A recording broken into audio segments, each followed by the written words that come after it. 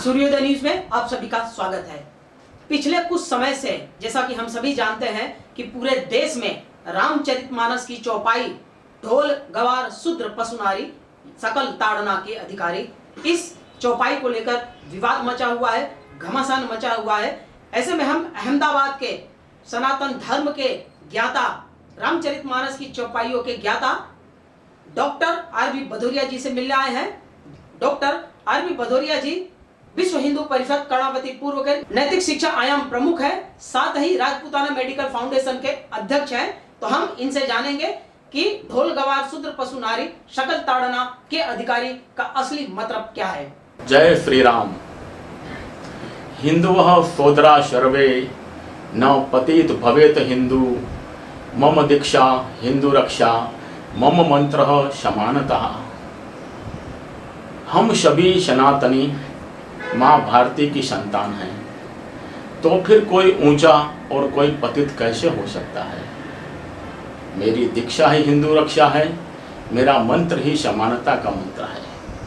नमस्कार, मैं doctor RB. Bhadauria सभी सनातनी भाई बंधुओं को नमस्कार करता हूँ, वंदन करता हूँ। नमस्ते सदा वत्सले मातृभूमि। आजकल मित्रों टीवी चैनलों पर और सोशल मीडिया पर एक बहुत ही बड़ा कुतर्क चल रहा है, और वह कुतर्क है परम पूज्य संत शिरोमणि गोस्वामी तुलसीदास जी की महान कृति रामचरितमानस और उसकी कुछ पंक्तियों को लेकर कुतर्क चल रहा है। यह कुतर्क समाज में दो तरह के व्यक्ति चला रहे हैं। एक वे व्यक्ति हैं जिन्होंने कभी रामचरितमानस पढ़ी नहीं है, रामचरितमानस के अर्थ को नहीं जानते, अर्थात अज्ञानतावश वे कुतर्क या इस प्रकार का जो फैला रहे हैं। दूसरे उस प्रकार के व्यक्ति हैं जिन्होंने रामचरितमानस पढ़ी है, जो रामचरितमानस के अर्थ को सही ढंग से जानते हैं, लेकिन अपने निजी या व्यक्तिगत स्वार्थ को लेकर इस प्रकार का कुतर्क समाज में फैला रहे हैं और सनातन को बदनाम करने का प्रयत्न कर रहे हैं। मैं अपने विषय वस्तु पर आने से पहले संत शिरोमणि परम पूज्य गोस्वामी तुलसीदास जी के बारे में दो शब्द कहना चाहूँगा। 67 साल की उम्र में गोस्वामी जी को ज्ञान की प्राप्ति हुई, आत्मज्ञान प्राप्त हुआ। तत्पश्चात उन्होंने रामचरितमानस की रचना की। रामचरितमानस वह कृति है जिसमें परम पूज्य संत शिरोमणि ने पृथ्वी से सूर्य तक की दूरी का वर्णन किया है, और यह वर्णन किसी भी यंत्र की सहायता से नहीं, आत्मज्ञान से वर्णित किया है।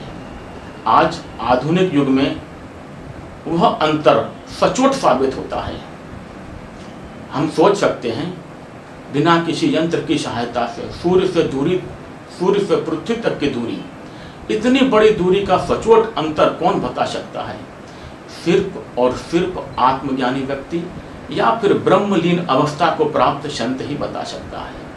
मेरा कहने का तात्पर्य है, परम पूज्य संत शिरोमणि गोस्वामी तुलसीदास जी आत्मज्ञानी और ब्रह्मलीन अवस्था को प्राप्त संत थे। जो लोग जानबूझकर कुतर्क फैला रहे हैं, उनसे मैं कहना चाहूँगा कि इस प्रकार के आत्मज्ञानी ब्रह्मलीन अवस्था को प्राप्त संत के ऊपर उंगली उठाना अपने आप में एक बहुत बड़ा पाप है, घोर पाप है। कृपया इसे बंद कर दीजिए। और जो लोग अज्ञानतावश कर रहे हैं, उनके ऊपर अगर ज्ञान का प्रकाश डाला जाए तो उनकी यह अज्ञानता दूर हो सकती है। भारतवर्ष की भूमि में आदि महाकवि भगवान वाल्मीकि, महाकवि कालिदास, महाकवि संत शिरोमणि गोस्वामी तुलसीदास सनातन धर्म के वे महाकवि हैं कि जिनके समकक्ष तक खड़े होने के लिए दुनिया का कोई भी महाकवि आज तक साहस तक नहीं जुटा पाया है। इनकी जो महारचना है, इनके समकक्ष रखी जाए ऐसी एक भी महारचना आज तक किसी ने सर्जित नहीं की। जी हाँ मित्रों, अब हम अपने विषय वस्तु की ओर आते हैं। आजकल जो सोशल मीडिया और टीवी चैनलों पर जो कुतर्क चल रहा है, वह कुतर्क है रामचरितमानस की उन पंक्तियों के बारे में जो पंक्तियां हैं, ढोल गवार शूद्र पशु नारी सकल ताड़ना के अधिकारी। आपकी जानकारी के लिए बता दूं तो रामचरितमानस संपूर्ण ग्रंथ अवधी भाषा में लिखा गया है। अगर हमें उस ग्रंथ के बारे में जानना है, उस ग्रंथ को भली भांति जानना है, तो हमें अवधी भाषा का ज्ञान होना आवश्यक है। अगर हमें अवधी भाषा का ज्ञान नहीं है और हम उस ग्रंथ को पढ़ते हैं तो किस प्रकार का अर्थ का अनर्थ होता है, वह समझाने से पहले आपको एक छोटा सा उदाहरण देना चाहूँगा। एक बार एक बहुत बड़ा गांव था। उस गांव के किनारे एक बहुत बड़ा तालाब था। उस गांव में एक अंग्रेज ब्रिटिशर उस गांव की मुलाकात लेने आता है। गांव की सुंदरता देखकर वह 10-15 दिन उसी गांव में रुक जाता है। उस अंग्रेज का नित्य क्रम था कि सुबह उठकर उस तालाब में स्नान करता था। एक बार इसी प्रकार अपने नित्य क्रम के अनुसार वह उसी तालाब में स्नान कर रहा था। उसी समय वहां से गांव के 2 अबुध लोग, जिन्हें अंग्रेजी नहीं आती थी, ऐसे लोग गुजर रहे थे और उस अंग्रेज को नहाते हुए देख रहे थे। अचानक वह अंग्रेज जोर जोर से चिल्लाने लगता है, शेव मी, शेव मी, शेव मी। अब जो 2 अबुध गांव के लोग वहां से गुजर रहे थे उसे देख के हंसने लगते हैं। देखिए, लोगों को खाते पीते तो सुना है, लेकिन नहाते वक्त सेव खाते हुए सेव खाने की इच्छा रखने वाले व्यक्ति को पहली बार देख रहे हैं। नहा रहा है और खाने के लिए सेव मांग रहा है। हंसकर वहां से गुजर जाते हैं। शाम को पूरे गांव में बात फैल जाती है, जो अंग्रेज हमारे गांव की मुलाकात लेने आया था वो तालाब में डूब के मर गया। सारे के सारे गांव के लोग उस तालाब के किनारे इकट्ठा होते हैं। वो जो अबुध गांव के जो 2 लोग थे जिन्हें अंग्रेजी नहीं आती थी, वो भी आते हैं। देखते हैं उस अंग्रेज के शव को, देखते हैं और कहते हैं, अरे यह अंग्रेज तो सुबह तालाब में नहा रहा था और नहाते नहाते हमसे खाने के लिए सेव मांग रहा था, कह रहा था सेव मी, सेव मी। आप सोच सकते हैं, अगर उन्हें अंग्रेजी आती होती तो शायद उस अंग्रेज के प्राण पखेरु न उड़े होते, या फिर उन्होंने उसके अर्थ का अपनी भाषा में अर्थघटन न किया होता तो इतना बड़ा घोटाला ना होता। मेरा कहने का तात्पर्य है, किसी भी चीज को जानना है तो उसे उसी स्वरूप में जानिए। उस स्वरूप को, उसके भावार्थ को जानने के बाद आप अपनी भाषा में उसका अर्थघटन कर सकते हैं, अन्यथा नहीं। गोस्वामी जी की वे पंक्तियां हैं, ढोल गवार शूद्र पशु नारी शकल ताड़ना के अधिकारी। संपूर्ण ग्रंथ अवधी भाषा में है। उसमें जो ताड़ना शब्द है वह शब्द अवधी भाषा का है, जिसका अर्थ होता है जांचना, परखना, टू ऑब्जर्व, टू वॉच। अब हम इस अर्थ को उन पंक्तियों के बीच रखते हैं। ढोल, कोई भी ढोल का जानकार व्यक्ति है, ढोल बजाने का जानकार व्यक्ति है। अगर आप उसे ढोल बजाने को दे देंगे तो क्या वह व्यक्ति तत्क्षण ढोल को बजाएगा? जी नहीं बजाएगा। वो ढोल को लेगा, अपने पास अपने पाँव के नीचे रखेगा, थोड़ा सा यहाँ से टाइट करेगा, थोड़ा सा वहाँ से ढीला करेगा, फिर थोड़ा सा ढोल को घुमाएगा, कहीं से फिट करेगा, कहीं से ढीला करेगा, फिर 2 थाप यहाँ लगाएगा, 2 थाप वहाँ लगाएगा। इस प्रकार 4-5 प्रक्रिया करने के बाद वह ढोल को सही ढंग से परखने जांचने के बाद अपने अनुरूप ढोल को बनाएगा, उसके बाद ही ढोल बजाएगा, तत्क्षण ढोल को नहीं बजाएगा। गंवार, गंवार व्यक्ति के संपर्क में आने से पहले हम गंवार को जांच लेते हैं, उसकी परख कर लेते हैं कि गंवार तो है भैया, लेकिन किस हद तक का गंवार है।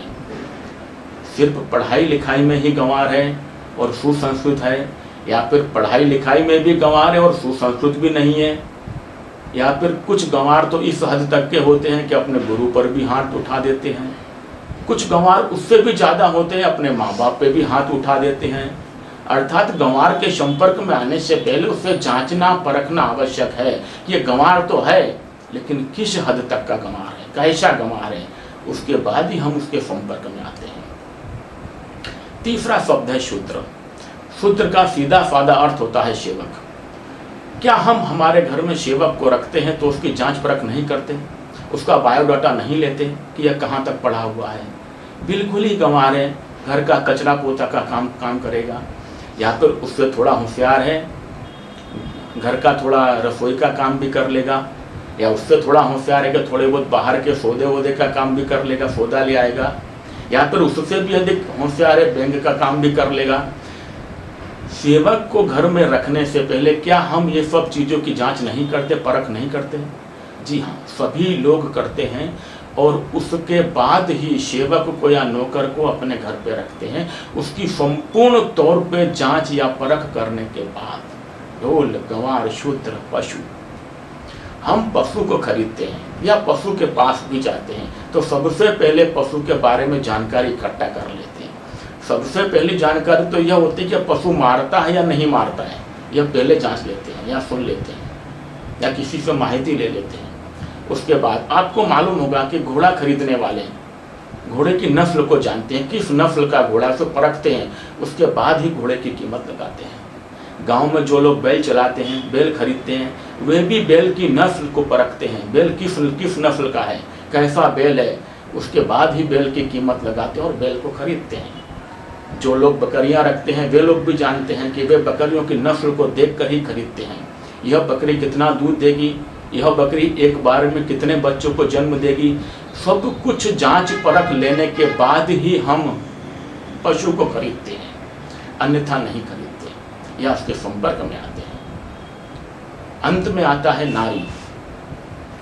नारी के बारे में मैं आपसे पूछना चाहूंगा कि नारी, सर्वप्रथम आपको बताऊंगा कि नारी दो तरह से हमारे जीवन में आती है, पत्नी, पुत्री और बहन। ये नारी के बीच का वो संबंध है जिसे हम नियुक्त नहीं करते, जिसे हम पसंद नहीं करते, ये हमें सौभाग्य से प्राप्त होती है। जबकि पत्नी एक ऐसा संबंध है जिसे हम पसंद करते हैं, जिसे हम परखते हैं। क्या कोई भी बच्चा जब अपने लिए अपनी वधू को पसंद करने जाता है तो उसका बायोडाटा नहीं लेता, उसका बायोडाटा नहीं देखता है, उससे 56 प्रकार के प्रश्न नहीं पूछता है, उससे जांचने परखने के लिए 56 भी नहीं, तरह तरह के प्रश्न पूछता है। और आजकल के भौतिक युग में तो उसका फेसबुक अकाउंट भी चेक करता है, परखता है, उसका व्हाट्सएप अकाउंट भी परखता है कि भी मेरे लायक या मेरे पत्नी बनने लायक है या नहीं है। संपूर्ण तौर पे जांच परख लेने के बाद ही उसे अपनी पत्नी के रूप में या पत्नी, यह मेरी पत्नी बन पाएगी, यह डिसीजन लेता है, अन्यथा नहीं। अगर उसे लगता है कि यह मेरे साथ सेट नहीं हो पाएगी तो उसे पत्नी के रूप में नियुक्ति नहीं देता है। अब बताइए, अगर आज के युग में भी हम पत्नी को पसंद करने के लिए इतनी ज़्यादा जांच परख इंक्वायरी करते हैं तो आज से 450 साल पहले गोस्वामी जी कह गए कि ढोल गवार शूद्र पशु नारी शकल ताड़ना के अधिकारी, तो क्या गलत कह गए हैं? हमें सिर्फ सही अर्थ को जानना है। अब कुछ लोग क्या कर रहे हैं कि ताड़ना शब्द के अंदर इसे अवधि में न लेके संस्कृत में बताते हैं कि संस्कृत में ताड़ना का शब्द होता है मारना। जी हाँ, संस्कृत में ताड़ना या प्रताड़ना का अर्थ होता है मारना। लेकिन मित्रों, रामचरितमानस संस्कृत में नहीं लिखी गई है, रामचरितमानस अवधी भाषा में लिखी गई है। तो इसको जानना है, इसे समझना है, इसके अर्थ को सही ढंग से जानना है तो हमें अवधी भाषा में ही जानना होगा। कुछ लोग जानबूझकर कुतर्क फैला रहे हैं और कुछ शब्दों को संस्कृत में रूपांतरित कर रहे हैं। इस प्रकार के लोग बहुत ही दुष्ट प्रकृति के लोग हैं। मैं इस प्रकार के लोगों को कहना चाहूँगा कि परम पूज्य गोस्वामी तुलसीदास जी अपने आप में एक बहुत बड़ा धर्म क्षेत्र थे। उनकी महान कृति रामचरितमानस, जिस पे के पूरा का पूरा सनातन धर्म टिका हुआ है, सनातन धर्म का एक बहुत बड़ा आधार स्तंभ है। रामचरितमानस भी अपने आप में एक धर्म क्षेत्र है। रामचरितमानस और परम पूज्य गोस्वामी तुलसीदास जी दोनों ही अपने आप में एक धर्म क्षेत्र है। हमारे देश में कहा गया है, सनातन संस्कृति में कहा गया है, अन्य क्षेत्रे कृतम पापम धर्म क्षेत्रे विनश्यति, धर्म क्षेत्रे कृतम पापम वज्रलेपो भविष्यति।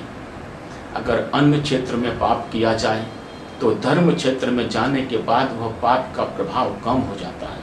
अर्थात भगवान उस पाप को सहन करने की हमें शक्ति दे देता है।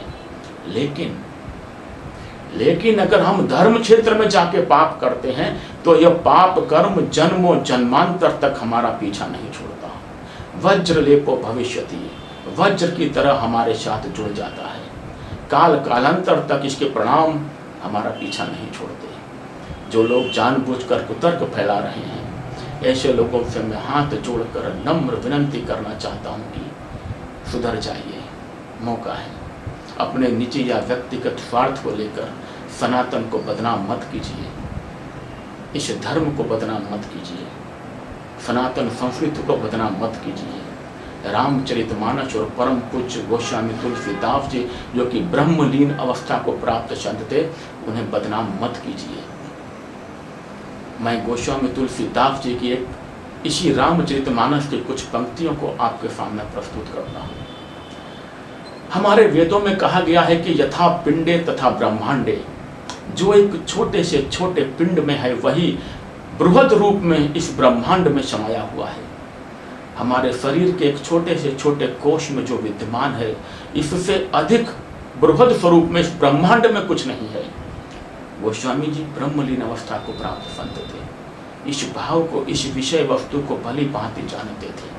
इसीलिए उन्होंने अपनी रचना में लिखा है, आकर 4,84,000 जाति जीव जल थल नभवासी, हिया राम मैं सब जग जानी, करहूं प्रणाम जोर जुग पानी। उन्होंने कहा इस ब्रह्मांड के अंदर 84 लाख योनियों में उद्भज, स्वेदज, अंडज और जरायुज प्रकार से 84 लाख के जीव उत्पन्न होते हैं।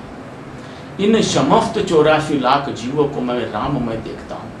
इन 84 लाख जीवों में से एक भी जीव ऐसा नहीं है जो राममय ना हो।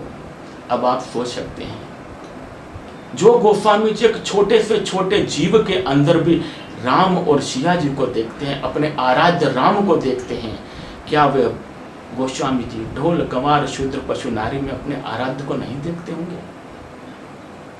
क्या गोस्वामी जी ढोल गंवार शूद्र पशु नारी को सिया राम में नहीं देखते होंगे? तो वे प्रताड़ना या मारना जैसे शब्द का प्रयोग कैसे कर सकते हैं? हमारी सोच में गलती है, हमारे विचारों में गलती है। यह मैं उन लोगों को कहना चाह रहा हूँ जो लोग अज्ञानतावश इस कुतर्क को फैला रहे हैं, और जो लोग जानबूझ के फैला रहे हैं उनसे भी मैं कहूँगा कि जो संत छोटे से छोटे जीव में जड़ और चेतन सभी को सिया राम में देखता हो, वो किसी को मारने को कैसे कह सकता है? वो किसी को मारने को कभी नहीं कह सकता। वो तो ब्रह्मलीन अवस्था को प्राप्त संत है। अंत में मैं हमारे सनातन भाइयों को कहना चाहूँगा कि रामचरितमानस धर्म के रूप में ज्ञान का वो सूर्य है, वो अद्वितीय सूर्य है जो 400-450 सालों से धर्म का, ज्ञान का प्रकाश इस दुनिया में फैला रहा है। इस सूर्य को कोई हटा नहीं सकता, कोई मिटा नहीं सकता। अगर कोई स्वार्थी लोग कुतर्क फैला रहे हैं तो वो जुगनू की भांति हैं। उनके लिए मैं आपको 2 शब्द कहना चाहूँगा। रात्रि को 4 जुगनुओं ने बैठ के ऐलान किया, रात्रि को 4 जुगनुओं ने बैठ के ऐलान किया, कल सुबह सूरज को बदला जाएगा। जी हाँ, इनकी औकात जुगनुओं से ज़्यादा नहीं है। और रामचरितमानस सनातन धर्म के लिए ज्ञान के प्रकाश का वह सूर्य है जो अद्वितीय है, जो कभी खत्म नहीं होगा, कभी न मिटेगा, अनादि है, अनंत है। जय श्री राम। भारत माता की जय। वंदे मातरम।